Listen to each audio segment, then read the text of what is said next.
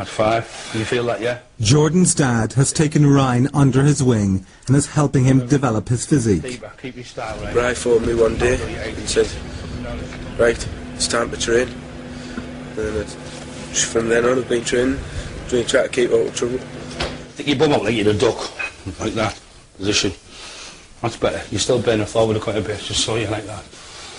I think you've got 2 left feet. So, 6, look like. Jordan hero worships his dad and considers him to be in his own way a celebrity. Feel like he's got legs like Bambi now. Yeah. Don't like boasting about it. I never have. Fair enough, you might be one of the hardest. Like, you might be one of the hardest, like, about, fair enough. But there's no need to, like stand behind him all the time. I can stand up for myself as well. Everyone says, like, oh, why did Dad like that? They boast about him. And I was like, what's the point? You're not like that. He's your dad. You don't boast about your dad. Family, innit?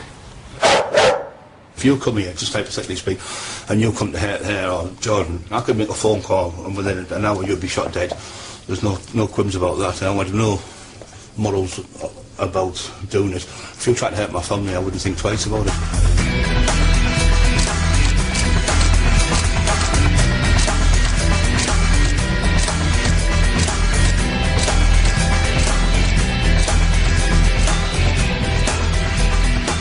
In some quarters in this town, a certain layer of society, you're the law. Yeah. And did the police recognise that? You believe that, but did the police... They know that as well, and I think a lot of high-ranking police officers don't like the thought of me having more power than them, and that's the whole top and bottom of it. It's a game between you and the police, isn't it? It's a cat and mouse game, isn't it? But I can't afford to be caught, can I? So, but I think I'm the cat now, and they're the mice. It's a game where the taxman, for anything from a few hundred to several £1,000s, sets himself up as judge and jury. His is an alternative justice system that's used by those in the area who've lost confidence in the police.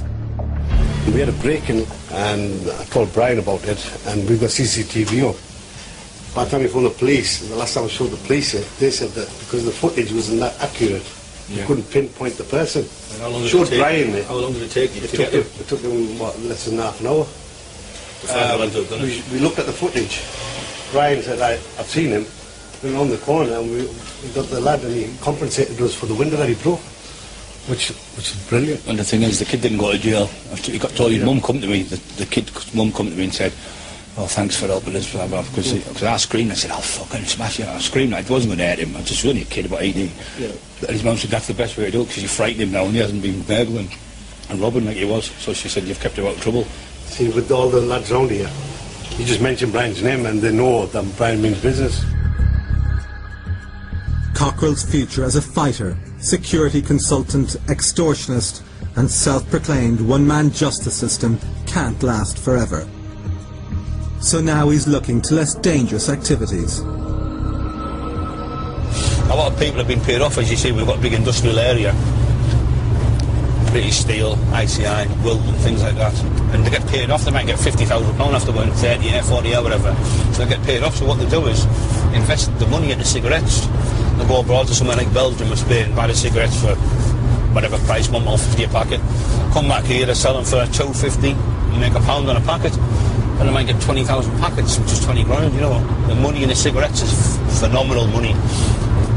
But why the cigarettes is more lucrative than the drugs is the jail sentences. You get caught selling cigarettes, you might get 3 months. You get caught selling a couple of grams of heroin or a couple of grams of coke, you go to jail for a couple of years. And that's the big difference. And the amount of money what you make in drugs is nowhere near as amount of what you make in cigarettes. Some of these fag men are making 40, 50, 60 grand a week.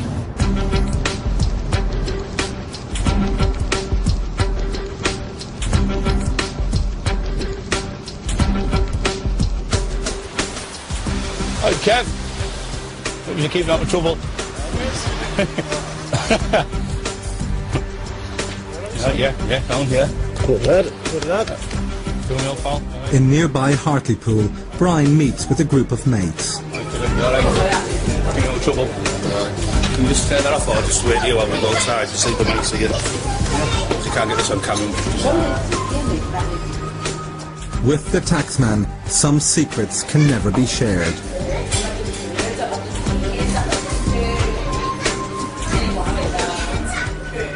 Work done, and it's time for serious business. This is nice, this.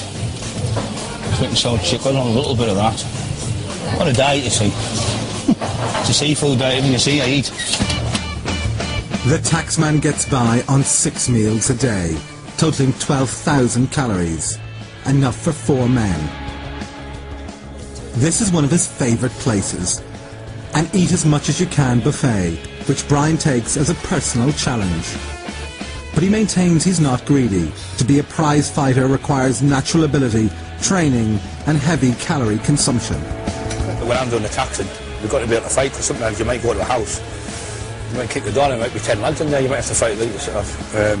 I've beaten the doors before, there might be one lad you might tax them, but you might go and there might be loads of people in there backing them up. And you've got to stand there. Sometimes you might have a fight for 12 minutes, and sometimes you might have a fight for 10 minutes, but you've got to be prepared, so that's why you've got to do all different types of exercises and different types of sports, you see. But while Cockerill has yet to encounter a man who can match his muscle, will he meet his equal in the animal kingdom? Look, they just look like monsters. Oh, massive. If you had your arm round, you could hold it.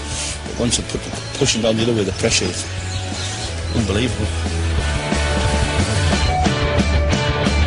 A one-man justice system who targets drug dealers for a large slice of their profits. To reach the top of his profession, the taxman had to prove to the underworld that he was an unstoppable force, prepared to do anything for their cash. In his game, reputation is everything. I pulled up with my eating stone and I threw him on a marble table. I nearly broke his back and snapped it. It was about a 2-inch table, snapped it in half. I split his nose wide open and hit the deck. I dropped him, he jumped up again, nutted him again, and dropped him again. I said, I didn't even fucking punch you, and I've dropped you twice. I said, you daft, and I went, boom, slapped him. And I knocked him out the palm of my hand, and he took his fucking head off, perforated his eardrum. But inevitably, this one-man, steroid-filled powerhouse was to meet his match. Lee Duffy, a young boxer and street fighter with an awesome reputation as an underworld enforcer. But when they finally met, Brian claims that Duffy was no match for the taxman's left hook. So he ran at me and grabbed my legs and tried to pick me up and put me down, but my strength was probably, I was arguably one of the strongest people in the world at the time. I'd broken world records at the time. So I grabbed hold of Lee and I picked him up and I ran at him and threw him into this door, and the door fucking smashed his head into there and he fell back, and I headbutted him. I threw him at the end of the door really hard. I headbutted him twice. He fell to the floor. I hit him with the elbow in the face. As he went down, I kneed him in the face. But in true Butch and Sundance style, after beating each other to a pulp, they became firm friends. He said, oh, fucking look at the size of this. Imagine me trying to fight someone like you, I must be fucking mental, he said. Because he wasn't a small lad, he was like 6'4", 17 and a half stone. And he said, strongest lad I've ever met, man. He said he had hideous strength. And anyway, we got together and we became the most fierce partnership ever in Teesside, and the most ruthless. All the drug dealers shut down everywhere in Teesside because we went around taxing them all, kicking the doors in.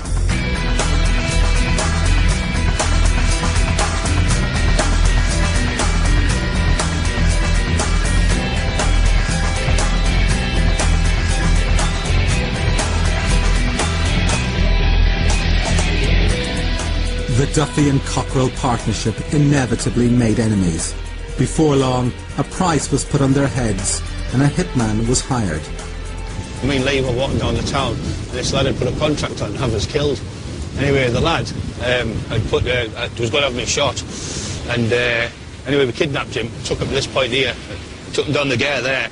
I put tie wraps on his hands, put a rope on his leg, and I kicked him in the sea there. I had him in the sea bobbing up and down, just obviously fucking drowned him. I had him in about 20-30 seconds, pulled him back in. But we never had no more fucking trouble for him. Took the money off him when he had a big stash of money, drug dealer. And about 3 months later, he was shot dead. Were you responsible for his death? No. That was alleged I was, but I done my bit of fishing that day. I got my revenge that day. He was a horrible bastard, but you know, if someone's going to try and kill me, I have no compulsion whatsoever to take them out. I would throw them in that sea without even thinking twice about it. With their rivals swimming with the fishes,